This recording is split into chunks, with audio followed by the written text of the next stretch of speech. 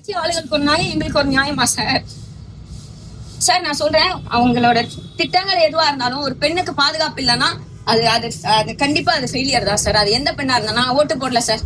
ஆமா, நான் ஓட்டு போடல. அதுக்காக என்ன இப்படி தாக்கணும்னு அவசியம் இல்லையே சார். சார் இன்னைக்கு அவர் சிஎம் மதிப்புக்குரிய மரியாதைக்குரிய சிஎம் விஜய் நான் சொல்லலாம் 51 பேர் இறந்ததுக்கு நான் காரணம் கிடையாது. ஆனா நான் உண்மையான சொல்றேன் சார், நான் என் பிள்ளைய இழந்ததுக்கு அவர் மட்டும்தான் காரணம்.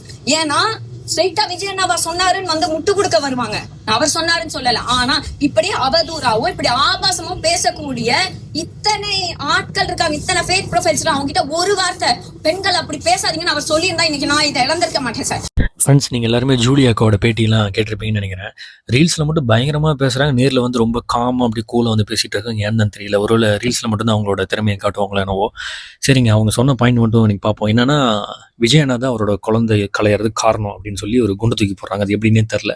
ஏன்னா விஜயனோட ஃபேன்ஸ் தான் வந்து ஆன்லைனில் கேவலமாக திட்டி எதோ பண்ணி அவங்க குழந்தைய வந்து கலைச்சிட்டாங்களாம். ஆன்லைனில் திட்டுறதுக்கும் இவங்க குழந்தை கலைறதுக்கு என்ன சம்மந்தனே தெரில. மேபி மென்டலாக அவங்க அஃபெக்ட் ஆகிருக்கலாம். இது எல்லாத்துக்கும் காரணம் யார்? நீங்களே தானே அந்த பேச்சுக்கு வந்து நீங்களே தானே காரணம். ஏன்னா சும்மா இருந்தவங்கள கேவலமாக வந்து பேசி, அதுவும் நீங்கள் என்ன கரெக்டாக பேசுனீங்க, நீங்கள் கரெக்டாக பேசுனீங்க, என்ன நீங்கள் எங்கே நிற்கிறீங்களோ வாடா, அங்கே தான் நான் நினைப்பேன் அப்படி இப்படின்னு பேசினா விஜய் என்ன சப்போர்ட் பண்ணுறாங்க கம்மன் இருப்பாங்களா?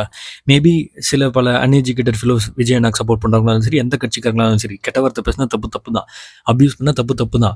அவங்க மேபி கொஞ்சம் அறிவு இல்லாமல் இதெல்லாம் பண்ணியிருந்துருக்கலாம். அது எனக்கு தெரியல. நான் அந்த மாதிரி வீடியோஸ் எதுவும் நானும் பார்க்கல. நீங்கள் இந்த மாதிரி ஒரு குற்றச்சாட்டு வைக்கிறது கரெக்டானு எனக்கு தெரியல. ஏன்னா விஜய் அண்ணன் வந்து 45 பேர் இறந்ததுக்கு அவர் காரணமோ இல்லையோ, இந்த ஒரு குழந்தை இறந்ததுக்கு நீங்கள் தான் காரணம்னு சொல்கிறீங்க.